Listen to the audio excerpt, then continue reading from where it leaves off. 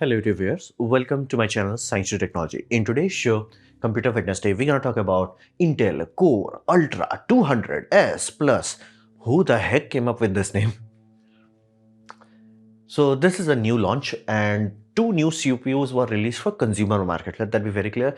Generally companies keep releasing everything, but they are generally either for workstation or today AI marketplace. So this is a very new thing and it refreshes basically pre-existing architecture rather than a new system.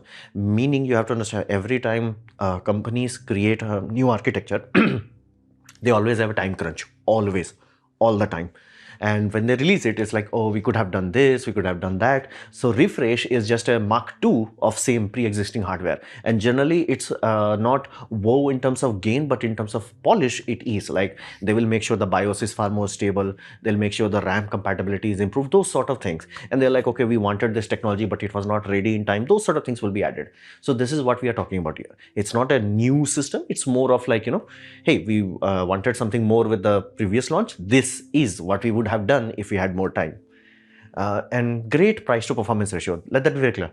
It has not reached public hand yet. And again, that is the biggest if. But if the prices are to be believed, which again, 99% chance you should not believe this, but again, if it is to be believed, for $200 you're gonna get 18 core CPU and latest and greatest 18 core CPU, and for $300 you're gonna get 24 core CPU.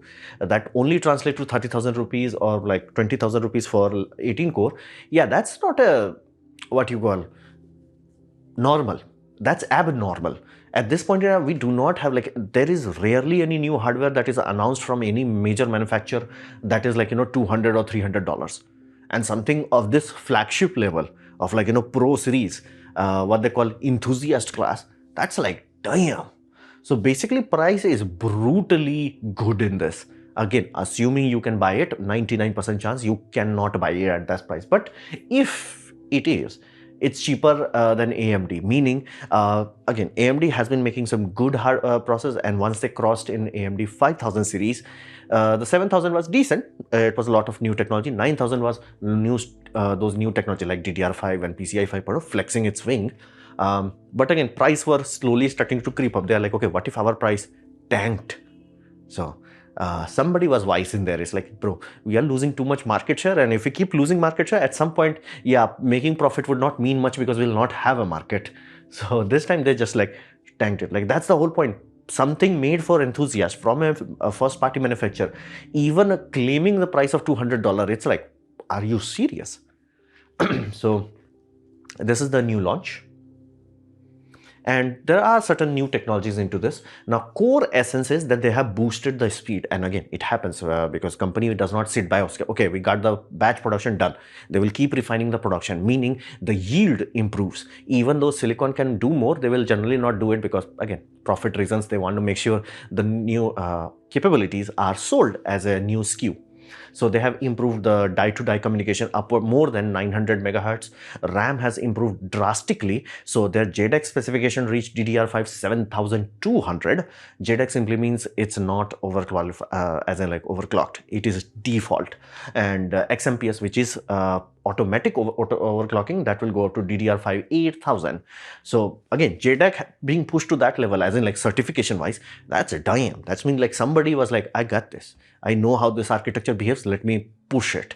And all efficiency core gets 100 megahertz boost, and P cores getting 200 megahertz, which again, this speed on its own is not a big deal, but it's one component.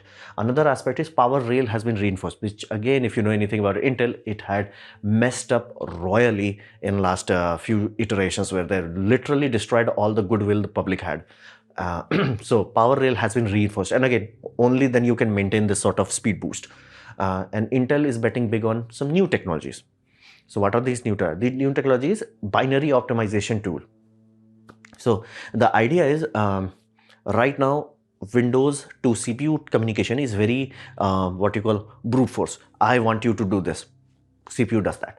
What they want to do is far more optimized, like a Tetris. That's why they have that Tetris analogy. Is like, hey, we have so many processes We have so many structure, like some structure that is built for media encoding and decoding. Some are built for encryption. Some are built for HTTP. Like there are so many things that is inside in this so-called x86 library.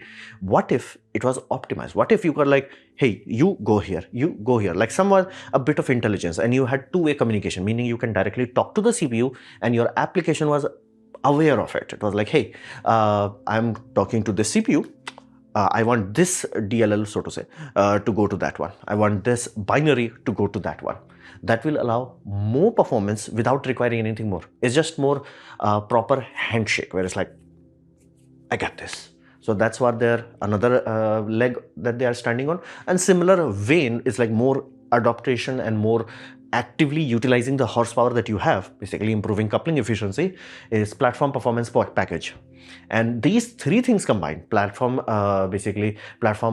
performance package PPP and a binary optimization tool and speed boost, all three combined does make a good CPU, where it's like, it's decent. It's not like, whoa, it's like good. Now, what about the performance? Benchmarks are in and it's impressive for the price. Let that be very clear. You could buy better CPU than this, but you could not buy something that is, on paper at least, has this sort of low MRP. That's the whole point. It's beating almost everything that is even higher cost than itself. And again, latest one, not like ancient one. So that's a big thing. But be mindful. Let that be clear. If you are new to basically regularly upgrading your CPU, is that computers have reached mature state, as in my computer upgrade was done after 10 years. So jump from going FX Bulldozer to basically AMD 7000 series was like, whoa. But if I went from 7000 to this, as well, like, meh. And again, same thing will happen with Intel also. Let's just say you were 13th or 14th. And again, this is normal. This is supposed to happen when you have what we classify as saturation, meaning you reached a point, like you can't do much. And that's why basically remember the old days where it was like 1 gigahertz CPU. Next year it was 2 gigahertz CPU. After there was 2.5 gigahertz. Then it was like barely reaching 3. Now 3 to 5 took so long, man. 3 to 5 took so long to get. And again, FX Bulldozer, the claim to fame was that you could, if you have liquid nitrogen, overclock it to 8 gigahertz. We still haven't crossed it. So fundamentally, CPUs have reached maturity. So do not expect like, whoa. So the main whoa part here is the cost of it. And that's why the percentage, even though it's like up to 103%, all the red lines are like squished. I'll explain how they are squishing it in the next slide. But you have to understand that they're exaggerating the gains. Is it a gain? Yes. Is that numbers true? Yes. Does that translate to you experiencing like, whoa? No, it does not. So, but you do have some advantage. Let's just say you have a 3 or 4 year old CPU jumping into something like, you do get bells and whistles. For example, if you had for example, I have RTX 40 series GPU, but couldn't I have bought 30 series? Yes and no. I could have bought 30 series, but that did not came with AV1 encoding. It only came with AV1 decoding. I wanted encoding also. Again, GPU performance is not like, whoa, but that encoding package only came into that 40 series. Same thing happens with this. There are a lot of small packages that are regularly added, which again, one package jump is not a big deal. But if you are going for 4 to 5 years jump, that does make your life a bit convenient. You may not even notice it. Hey, my VLC is working better. My video rendering and encoding is doing far more effectively. Zip files are working a bit more effectively. So that is there. Little bit of that is there. New packaging, new encodings. So bells and whistles are a good thing to have. But this is last hurrah of LGA 1851 socket. And again, in this, I have to say, Intel never improved in this. This I have to say, AMD did like mind-boggling, which again, from a business point of view, how the heck they convinced shareholders to allow that? But the idea is, we're going to release a socket, and this is the socket for few launches, like as high, almost 5 launches. They are touching bonkers amount of launches. Compare that to Intel. Socket, CPU, one more CPU, throw it away. Socket, CPU, throw it away. While AMD is like touching 5 generations. So I bought AM5 system when it was brand new. I bought it at 7,000. 9,000 I can upgrade to, and I'm pretty sure after 9,000 whatever they're gonna release would also support it. So That is a very big advantage AMD users have, that like you can actually make big enough jump on same motherboard that it's like, whoa. So this I do have to say that like anybody who has Intel already has the motherboard 1851, they will not notice that, whoa, there is a polish, but again, you and I are not gonna sit and benchmark it 24/7. That's not happening. Unless there is some catastrophic failure, which again they did had before this, not like one step before, 2-3 steps before with power rails. You don't need that. So let that be very clear. Whenever you're talking about performance, please only think about it if you are jumping a big jump, like 5-8 years, that sort of thing. And again, it's a good thing, meaning you don't need to go very latest and greatest, unless there are some bells and whistles that you need in your workload, then. So how does it compare to AMD? I have to say how the tables have turned. Intel directly compared to AMD. This is from Intel side, not somebody making it. This is directly from Intel. I'm like, damn, back in the days, better energy efficiency than competitor. They did not use the name. Now it's like, hey, we are better than AMD. Now, are they actually better? Yes and no. In terms of just raw efficiency, power, basically how much performance you can get per watt, how much oomph you can get out of it, AMD still has some serious horsepower. But what can you get for $299? The end. It's not a competition. Like, I would not be shocked if this was almost a loss leading product, like, you know, how PlayStation 3 was released as a loss leading product. So something like this could have happened, where it's like, yeah, we are losing too much ground. And again, last few launches were not great, and that pissing on the customer because my power rail failed. Yeah, that was let's just say burnt enough goodwill that if you keep doing it up, eventually you'll run out of customers. So they're like, hey, let's just smooth everything over. So fundamentally, directly comparing, that means Intel is taking it seriously, that AMD has become a competitor, and if we do not tackle it soon, we will be kaput. So that's a good thing. And is the benchmarks, again, third-party independent benchmarks, is it beating something that is $299? Yes, it's actually beating things that are more expensive than that.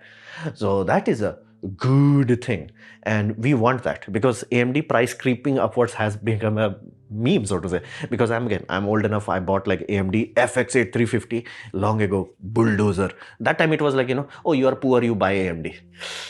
I was poor. So, and then thankfully they had Ryzen release, but it was like still the same thing. Slowly it became, okay, you could do more multi-core things and all that. Slowly at 5,000 became, whoa. AMD has better gaming performance at 5,000. At 7,000, it was like, bro, it's not even a competition. It's like, yeah. But again, they started to creep up the price. 9,000, performance went up, but like price went too much up. So we were like, whoa, now you are becoming the Intel. So having something that tanks the price. Again, you have to understand, in today's modern boom bam blim world where everything is going into World War III, having this sort of balls to say that it's going to be 300, again, I do not think it will be real. But if the base point is here, most likely you should be able to get it for $400. So having something like that is a really big thing. And again, it's good for you and I, even for AMD users. If this becomes good enough and sells enough of it, I can be damn sure when AMD will release 10,000 series, let's just say, they will not YOLO the price. That's a good thing. And I love the transparency. As you can see, like they have, okay, we are getting this much performance. How we are getting it? We are comparing it with Intel Core Ultra 7, 270K plus versus 7, 265K. They're very clear on it, which is like good. And be mindful, even though those numbers look like, whoa, 39%, whoa, 22%. Yeah, it does not. Yeah, the 1% high, basically 10% high goes super high, but low does not jump that much. And your experience is same. It's like, it's not normal for most of you to have OLED display and running at 240 Hertz. That's not normal. And according to Steam, most of you are still at like, you know, Full HD or 1440p and not very high refresh rate, not like 300 FPS. So I'm talking like a panel refresh rate. So fundamentally, I was very happy with the basically very little hype, and transparency was surprisingly good and very little to no bullshit. And AI mentioned almost nothing. It's like, shh. That was shocking. However, let's come to reality. We are just hoping at this point in time the CPU is released for this price, which again, I doubt it. I'm too old now to believe in this sort of fairy tales. History has does not support that. Like GPU market, again, I have to say, in Nvidia really messed it up for everyone. They are like, hey, we're gonna launch it for $500, and by the time you buy, it's like, yeah, $50,000 FU. So yeah, this is a bad thing. On top of that, RAM and SSD becomes stupid. And again, I'm getting worried now because this is the latest that I could find. The RAM prices are stabilizing, and that scares me. If RAM prices are stabilizing, meaning there's a very good chance, even though after the AI hype dies down, company will be like, hey, people were buying it. For example, we could have bought RAM for 2,000. Now we have to pay for the same RAM 6,000, and people are still buying it. Companies will be like, wait a minute, that means customer has much bigger appetite for the budget. Why shrink it down? Just increase our profit margin. Now, hope, pray, beg that Chinese companies start to flood the market with really cheap one just so they can have that market. Only then I can see that line going down. Because again, GPU has shown us it does not happen. And again, Intel has not released awesome GPU yet. Decent, yes. Epic that is actually going toe to toe with AMD and Nvidia, no. So fundamentally, it's a very messy thing. And not to mention, that's just RAM. You might be paying more. Realistically, you might be paying far more for the RAM than you would be paying for the CPU. That is like, wow. And on top of that, SSDs have also become stupid. They're like 2x, 3x, 4x is like, damn. So it's a very big thing. And another thing is, I've seen a lot of sober realization that people have realized that they're not becoming richer anymore. Meaning in the older market terms and all that, people had this sort of aura where it's like, hey, I'm going to buy this, tomorrow I'm going to upgrade because I'm going to have more money. Market is no longer supporting. And again, that is true with population centers everywhere, be it China, be it India, be it USA. More and more people are realizing, yeah, I would be lucky if I have the same amount of money, let alone growth. So that means buying into a system that is dead, as in like Intel will not release any new CPU on this motherboard for anything, like just this is it, may not be desirable, especially if you are an upgrader. So you might be like, hey, I'll just pay the AMD tax because, again, if you had bought AMD when AM5 was released, you will have very long wiggle room and at least more wiggle room than what Intel gives you. So buying a system, again, if your mindset is about upgrading regularly, it may not be compatible with Intel's philosophy. So TLDR, basically, it's a bad time. 2026 is bad time. And again, I'm really getting too worried about that RAM pricing. They're like, hey, if everybody's gonna buy it, why decrease the price? Remember, there was a time where hard drives used to be cheap. I remember the days, and then Taiwan got flooded, and then prices became double. It never came down again. So I'm genuinely scared about this. So this was my presentation on Intel's new releases. Hopefully you have liked it, learned from it. In that case, please click the like button, share it amongst your friends. That will help me a lot. If you didn't like it, didn't enjoy it, I urge you to press dislike, press it twice to show my extra disappointment.